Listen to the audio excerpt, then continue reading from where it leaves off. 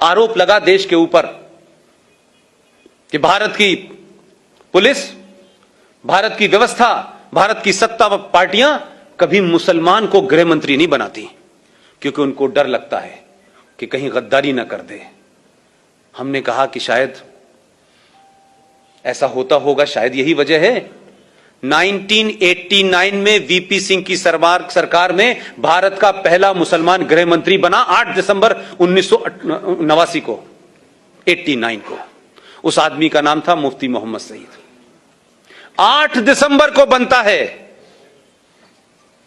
और 8 दिसंबर को और 19 जनवरी के बीच में भी महीना भी पूरा नहीं हुआ था, और 19 जनवरी को पूरे कश्मीर के अंदर से 5.5 लाख कश्मीरी हिंदू पंडितों को मार के, रेप करके, बच्चों को उछाल उछाल के मारा है। टीपालाल टकरू उनके सबसे बड़े इंटेलेक्चुअल थे, बहुत बड़े थे। उनका जब सड़क पे मर्डर किया गया तो मोटरसाइकिल घुमा रहे थे उसके पीछे चारों तरफ, और कह रहे थे कि किसी ने इस काफिर को पानी दिया तो उसको भी हम नहीं छोड़ेंगे।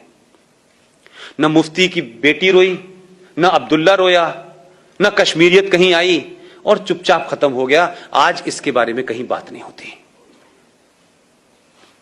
और उसी दौर में यह कोई कोइंसिडेंस नहीं है, क्योंकि मैं उसी थॉट से सोचता हूं जिस थॉट में रहा हूं। आप उस थॉट से सोचते हैं क्योंकि आप सब समाज के लोग हैं, आपने वैसा नहीं देखा। उसी दरमियान भारत के गृह मंत्री की बेटी का अपहरण हो गया। कोई जरा पूछ के वहां जाए, बाहर के विदेशी पत्रकारों की रिपोर्टिंग पढ़ ले भाई, हिंदुस्तानियों पे तो यकीन नहीं है। खुद ही कराया। उसका कमिटमेंट देखिए अपने आतंकवाद के प्रति, अपने धर्म के प्रति, अपने एजेंडे के प्रति। देश के गृह मंत्री ने अपनी बेटी का अपहरण कराया, वो तो घर में थी। उसके बदले में आपने 4 आतंकवादी छोड़ दिए, बेटी बेड के नीचे से बाहर आ गई। ये कोई छुपी हुई बात नहीं है भाई। उसी दरमियान में एक साहब हैं, सेकुलर हैं, कांग्रेस पार्टी के राज्यसभा में लीडर ऑफ अपोजिशन है, उनका नाम है गुलाम नबी आजाद। अब ये मुझे पता नहीं है कि वो इस्लाम से आजाद हैं कि नबी के गुलाम हैं, या नबी के गुलाम हैं कांग्रेस से आजाद हैं, ये मुझे पता नहीं है। उनके घर में भी उनका एक भतीजा गायब हो गया, और इतनी तेजी से हो रहा था, लग रहा था कि खट खट काम करना है। और क्या डिवाइस निकाली उन्होंने कि उनका भतीजा गायब हुआ, 27 आतंकवादी छोड़ दिए, शाम को भतीजा घर आ गया। एक और साहब हैं जिन्होंने वोट वाजपेयी के दरमियान दिया था, नाम जानते हैं? सैफुद्दीन सोज साहब। उनकी भतीजी गायब हो गई। ये ऐसे लग रहा था कि सबका एजेंडा कितना खूबसूरत है। वो बात अलग थी कि वो वहां जब थे उनकी हैसियत दूसरी थी, वो दूसरी पार्टी में थे। उसके बदले में भी 7 लोगों को छोड़ दिया आपने। तो पहला इस देश के अंदर अगर हम ये कहें कि इंटरनेशनल टेररिज्म जो है वो भारत में कैसे पनपा, उसके लिए जिम्मेदार भारत का ये पहला मुसलमान गृह मंत्री है। एक घटना हो जाती है, मोदी के दौर में हुई, पूरी दुनिया में छा गई साहब, पूरी दुनिया के अंदर हंगामा हो गया।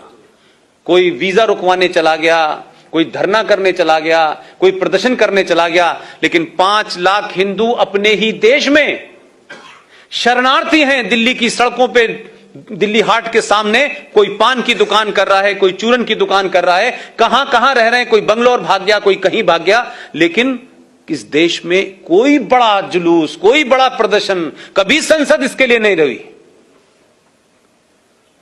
इसलिए मैं जुडिशरी की भी तरफ आता हूं। अभी कुछ घटनाएं इस देश में हो गई कि किसी ने अखलाक को मार दिया, किसी ने, गोरक्षक ने किसी को मार दिया। ये मैं इसलिए कह रहा हूं कि ये घटनाएं हैं, इसको आप अपने गूगल पे जाके सर्च करें। चंद घटनाएं हुई और चंद गुंडेलों की, और भारत के प्रधानमंत्री ने खड़े होकर कहा कि जो लोग इस तरीके की हरकतें कर रहे हैं वो गुंडे हैं, उनको पकड़ा जाना चाहिए, उन पे केस चलना चाहिए। लेकिन चंद घटनाओं से ये लिंचिस्तान बन गया, चंद घटनाओं से, जिसका किसी समाज से, किसी धर्म से लेना देना नहीं था। यहां भी समझ में आता है, सुप्रीम कोर्ट की बैनर हेडलाइन खबर थी, बैनर हेडलाइन खबर थी, we will not accept this lynching government should take immediate and drastic action.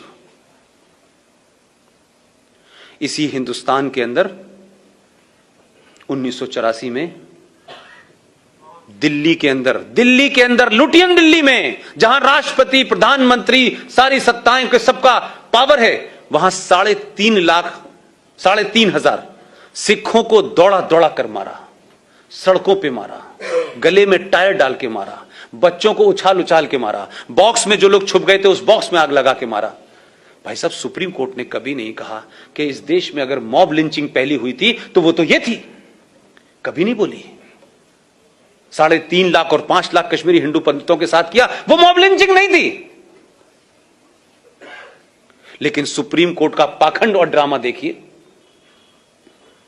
कि सुप्रीम कोर्ट क्या कर रही है।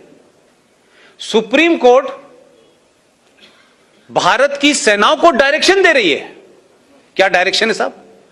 कि देखिए, आप जब आतंकवादी से लड़ें तो ये जो पीछे जो आपके देशभक्त लोग हैं, जो आप पे पत्थर मारते हैं, क्योंकि भटके हुए लोगों ने पता नहीं पत्थर कहां मारना था, तो गलती से आप पे मार रहे हैं, लिहाजा आप इन पे गोली ना चलाएं, आप इनके ऊपर प्लास्टिक की गोली चलाएं। सेना का एक आदमी विदेशी आतंकवादियों से लड़ रहा है, उसका मुंह इधर है, फिर वो अपनी बंदूक से प्लास्टिक की गोली डाले, फिर इधर चलाए। जब उनसे कहा कि ऐसा मुमकिन नहीं है, बोले नहीं, उनके ऊपर पानी डालें, गर्म पानी डालें। तो वो पहाड़ों में पहले टैंक लेके जाए अपने कंधे पे कि पहले मतलब मानसिक दिवालियापन है इस देश के अंदर यार। वही कहता है कि गर्म पानी डालो, ठंडा पानी डालो, प्लास्टिक डालो, और इतनी चिंता होती है कि बाकायदा प्लास्टिक की गोलियों की नपाई इंची टेप से करने लगता है सुप्रीम कोर्ट।